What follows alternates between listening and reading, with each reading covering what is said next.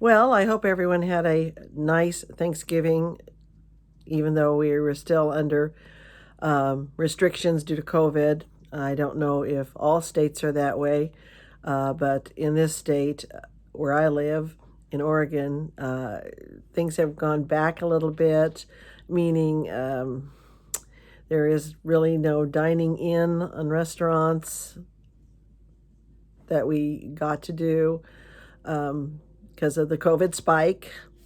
And I'm hoping that this vaccine that will be administered soon, or these vaccines, um, will hopefully put an end to this and will resume somewhat normal lives.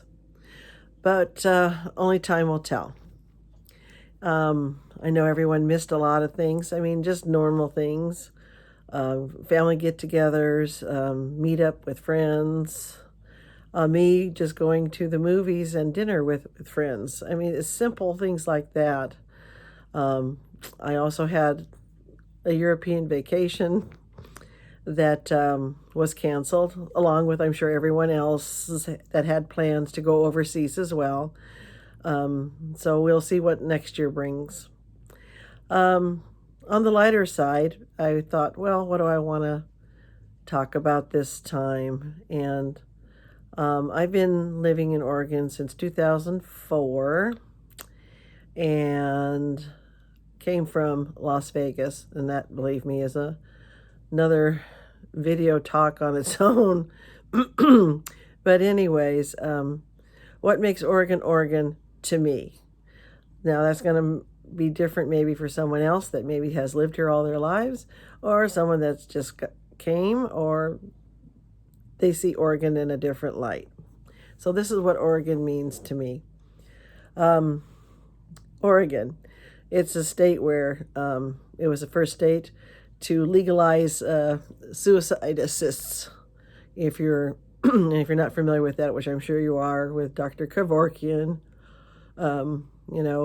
if you are ill with a disease of some sort, and there is no cure and you're suffering, you do have the right to end your life. And I think that's great. However, it is illegal for you to pump your own gas. So, two ends of the spectrum. Go ahead and commit suicide. You're okay, but don't be caught pumping your own gas before you do it, because you're gonna go to jail. And is that the truth? Well, yes, it is. You can't pump your own gas, which was funny because when I got here and my sister and I went on a trip to to California or Washington, and we had to fill up her car, she kind of went, "How do I do that?" And I'll do that for you. I still remember how. But yeah, it's illegal to pump your own gas, but good darn it, go ahead and kill yourself. You'll be all right. And I thought that was kind of, I don't know, it's funny, but it is true. What other things in Oregon are unique? There's a lot of things. The hippie movement in the 60s, do you ever wonder where they all went? Did they just all just go home? Well, a lot of them found their way here. Now, I can't speak for all of Oregon. I can speak for Portland, and I can speak for Eugene, and that's where a lot of the hippie folk settled and raised families. And I would say that Eugene has one of the largest population of second and third generation hippies, where the white kids are the majority, and they wear dreadlocks. And Eugene does not have a big, diverse population, except for, of course, if they go to the University of Oregon, of course. But still, the majority of the people you will see are white kids with dreadlocks, and with their parents with dreadlocks as well. which I thought was kind of funny. I would think that we have probably more dreadlocked white kids here than anywhere in the United States. I really do think that. And we all hang out at, we have a Saturday market. And I know that most places do have now farmers markets. They're pretty prevalent. But ours, I think, is a little different. We do have a section where there's food and that you can buy and produce. And then we have a large section, 2 whole city blocks of crafts of all kinds. You can buy tie-dyed underwear if you'd like. Oh, yes, you can. And tie-dye toilet paper if you prefer. And, of course, scented candles with patchouli or whatever, and all kinds of bong paraphernalia. That, however, is on a separate corner by itself where you can hear drumming nonstop. And I love it. Don't get me wrong. I've been in drumming circles. I know what they are, and I enjoy them. But that is a separate section where they usually sell the bongs and the paraphernalia like that. So it's a little unique, and it's all out in the open. You know, we have a good time. We also have every year the Oregon Country Fair, not to be confused with an Oregon State Fair. It used to be billed as a Renaissance Fair. It started in 1969 by a group of hippies. You had to believe that. And I don't know why it was billed as a Renaissance Fair. Renaissance Fair to me, and we do have them, of course, here in Oregon too, is, knights in shining armor and the Queen of England and, that sort of thing, where you eat the big smoked turkey drumstick leg and you see the jousts, and that is not the country fair. It's kind of a freedom and woohoo type gathering. It, again, started in 1969. It has grown. Of course, there was none this year due to, what, everyone knows why. But usually there's about 45,000 people that attend, and there's about 960 food and craft booths, along with plays and little sketches and entertainment, singers, dancers. And it's for 3 days, a Friday, Saturday, and Sunday. There's like stilt walkers that go around. They'll have little parades. And what makes it unique is that women can go topless and nobody cares. And again, does it bother me? No, it doesn't bother me. I'm just telling you what it is. Trying to tell you what goes on there. They do discourage total nudity, but it's nothing to see a 95-year-old lady that is topless, that's just wearing a little tutu. And, if that floats her boat, you know what? More power to her. Drugs are, you can't smoke marijuana as you walk around this fair, because it is, believe it or not, children are welcome. I don't know if they want to see grandma, great grandma, and just wearing a tutu, but that's your discretion. But they do have areas for children, like puppet shows and things you can drop off the kids at. But let me tell you, the painted tatas are there, and the men wear something that might resemble a loincloth. Maybe. So if you're offended by nudity, don't go. It's not going to happen. But people do dress bizarrely. And like I said, it actually is a lot of fun. There's a lot of entertainment. And I don't mean just to sit and watch, because that's sometimes just entertainment on its own. But I mean, there's actual, musicians. Grateful Dead performed there in 72 and then in 82, which was kind of cool. But it is a free love type thing. But again, that's uniquely Oregon. And again, this is near Eugene, in Veneta, I believe. Other things that make us unique. Well, Starbucks coffee, that's Pacific Northwest. Everyone knows that's a Washington dealie. But we have our own coffee. Let's see here.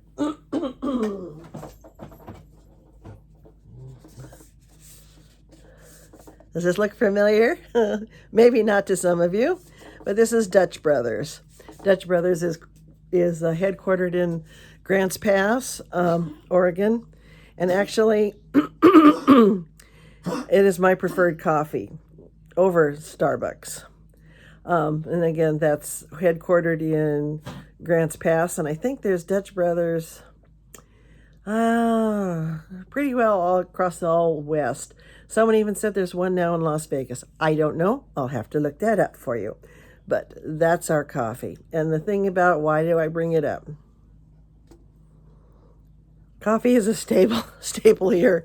You'll have a kiosk almost on every corner. Not that it's always going to be a Dutch Brothers, and not that it's always going to be a Starbucks. Excuse me. There are individual kiosks that sell coffee on their own, and they probably roast their own coffee. But they're almost on every corner. We love our coffee. What else do we love? Well, gosh darn it, we love our craft beer. You know, you can have your Coors or your Bud. To us, most of us, that's cat piss. Ooh. We want Nikasi, we want Deschutes, we want Sun River, and the list goes on and on and on. All you have to do is look at it. You'd have to look at every region in Oregon because there's that many craft breweries. Also, talking about craft breweries, hard cider, which I prefer. I like the hard ciders, and of course we have that here as well. And so we like to get drunk. And the beer is wonderful. Like you can go and taste, like you can get a flight, and taste their lightest to their darkest. And of course, that goes without saying about our wine. We have won, Oregon wines have won world awards, not just here in the United States. Our Pinot Noir, as they say, is the best, and we also have all kinds of others. Excuse me, with the grapes that are actually grown here. And we have lots of wineries. King's Estate is a popular one. I think it's called Silver Ridge is another one. Pfeiffer is another one. The list goes on and on and on. I'm not even mentioning a quarter of what's here. Again, you'd have to search by region.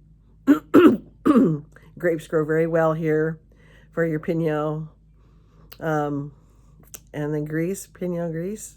You have to pardon me. I am not that big of a wine drinker, but I do know it's very popular during Thanksgiving, not during COVID, but Thanksgiving weekend they have tours, like open houses at all the wineries, and you get a map and off you go. But it depends on what region, and I've been to a couple of the different regions, not just the one here, and it's a lot of fun, and you get to taste a lot of wine. We got lots of wine. Oh gosh, there's all kinds of other things. Nike. Who doesn't know Nike? Oh my God.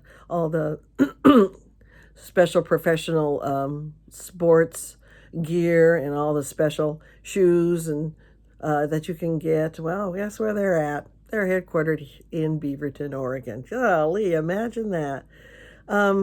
What else is headquartered here? I was looking at something else was headquartered here. Oh, of course. Well, in the Pacific Northwest, Microsoft. That's in Washington. But when you talk about Oregon, Washington just kind of it kind of goes with us. For instance, they call Vancouver, Washington, a suburb of Portland. Yes, we know. It's across the bridge. It's across the river. I think it's the Willamette River. Oh boy. Anyway, so on one side is Oregon with Portland, and on the other side, you enter Washington, and that's Vancouver, Washington. And a lot of people, residents from Vancouver, work obviously in Portland and vice versa. The difference between the two states. Well, Washington doesn't have to pay state income tax. That's really nice. I didn't have to pay state income tax in Las Vegas or in Nevada either, but I had sales tax there. Oh, wowie. And I think they have sales tax in Washington. Oregon, we do have state tax, but we don't have sales tax on nothing. So when you buy a TV and it says $800, it's $800, not a penny less, not a penny more. And that goes for cars, it goes for appliances, it goes for everything. We don't have a sales tax. And you know what? I'd rather pay a state than the sales tax. I'm sorry. I just would. I just hate to calculate. 7.2% is going to be, how much is this really going to cost me? I don't have to guess how much it really is going to cost me. The price is there. So what a lot of Vancouverans, I don't know what you call a person from Vancouver, they will come and they'll buy their high-priced items in Oregon. Why not? You might as well.